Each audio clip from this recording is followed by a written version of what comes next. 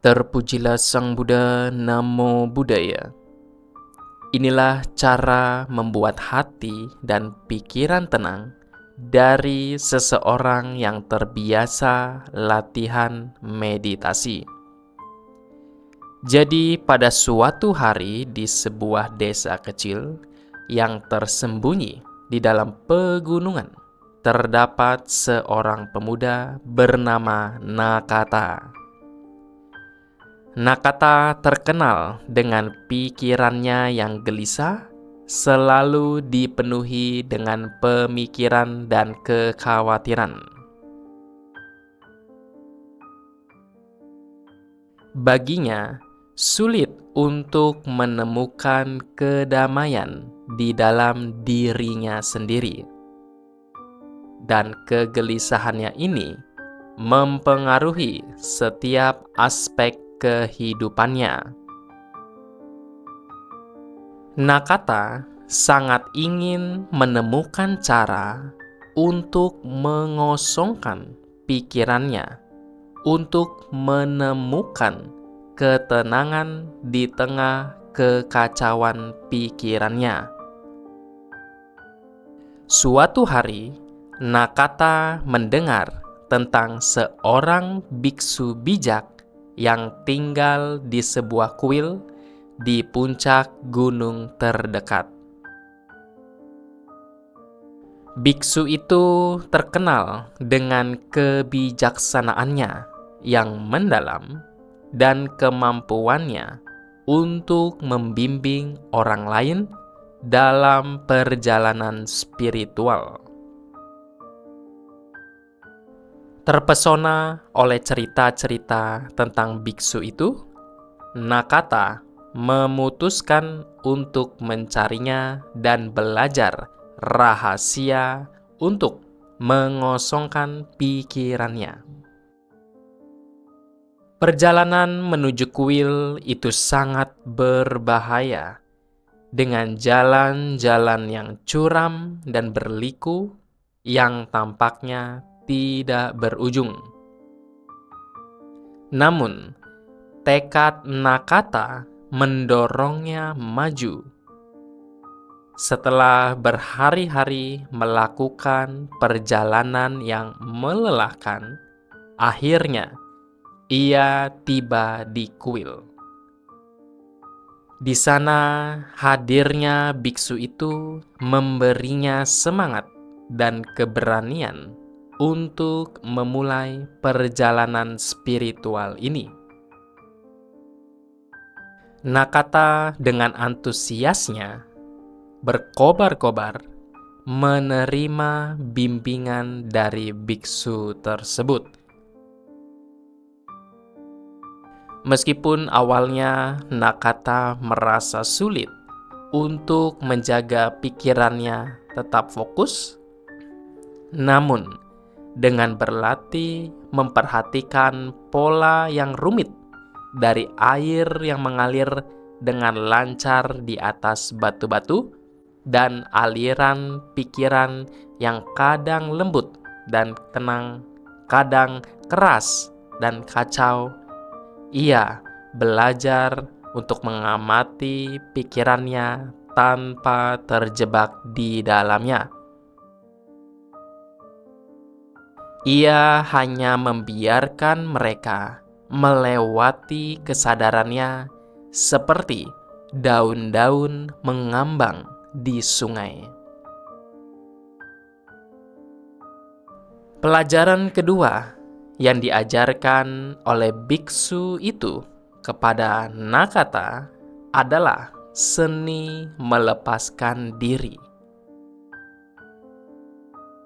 Mereka mendaki ke puncak gunung, di mana biksu itu membawa Nakata ke sebuah taman yang indah, yang dipenuhi dengan bunga-bunga yang hidup dan tanaman hijau yang subur.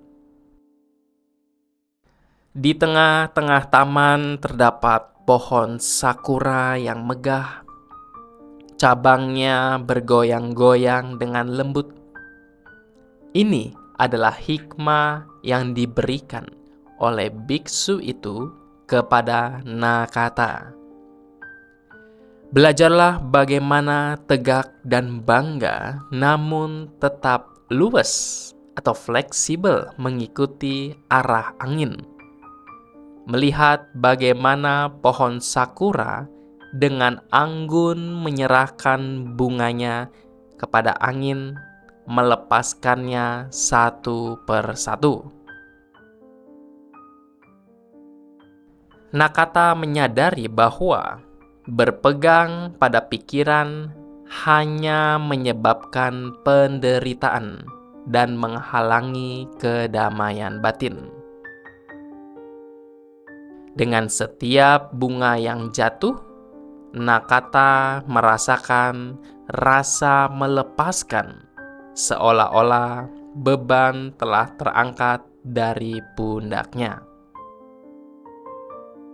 Saat Nakata melanjutkan latihannya, ia menghadapi banyak tantangan di sepanjang jalan. Kadang pikirannya menjadi kewalahan oleh kekhawatiran dan ketakutan.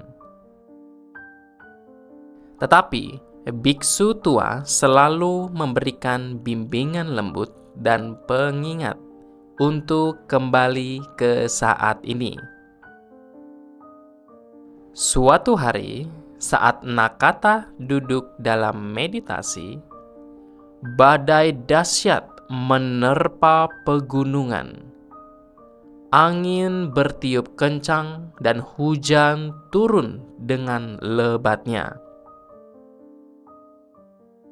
Nakata merasakan gelombang kepanikan naik di dalam dirinya, menjadi pusaran ketakutan dan kegelisahan.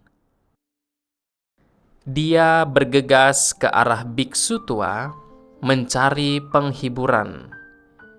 Biksu tua itu menyambut Nakata dengan senyum tenang, tidak terganggu oleh badai yang melanda di luar.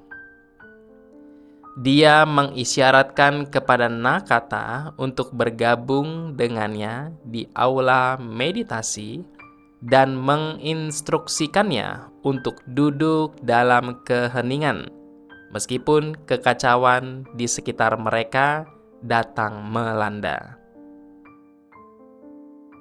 Saat Nakata menutup mata dan fokus pada napasnya, biksu tua mulai berbicara dengan lembut.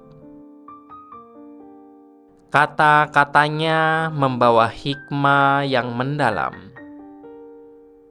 Terimalah badai di dalam dirimu, seperti alam menerima badai yang melanda, kata biksu tua itu.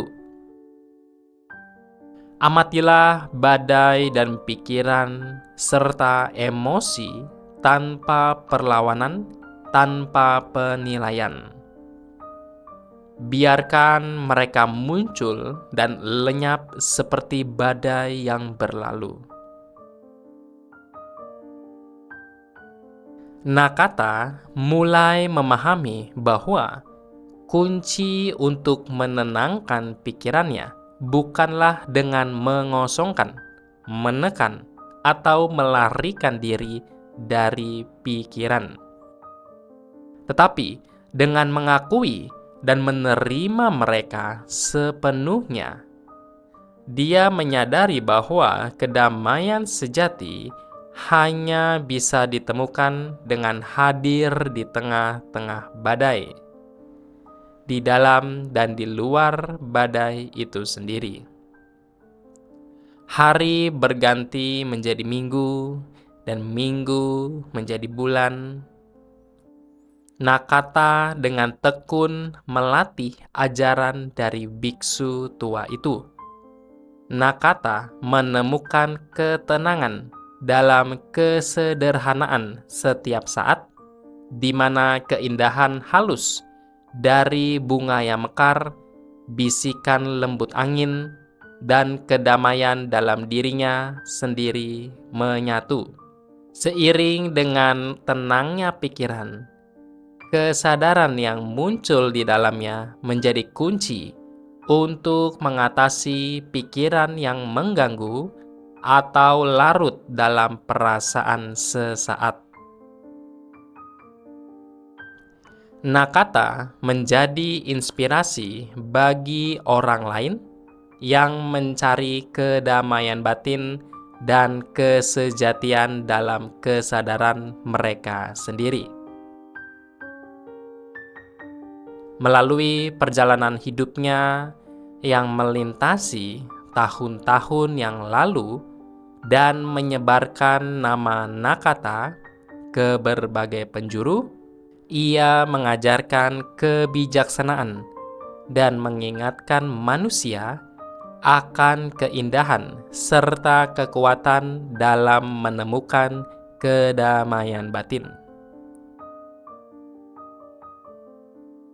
Di antara suara musik dan gemercik bunga-bunga yang jatuh di sekelilingnya, Nakata menyadari bahwa perjalanan untuk menenangkan pikiran adalah sebuah landasan kebahagiaan dan kedamaian batin yang mendalam.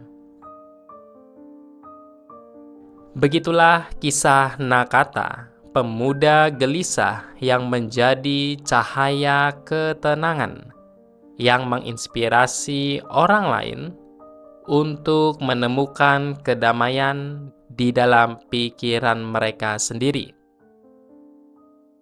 dan menyadari bahwa mereka juga memiliki kekuatan untuk menenangkan pikiran mereka dan menemukan kedamaian yang tidak terbatas yang ada di dalam diri mereka masing-masing.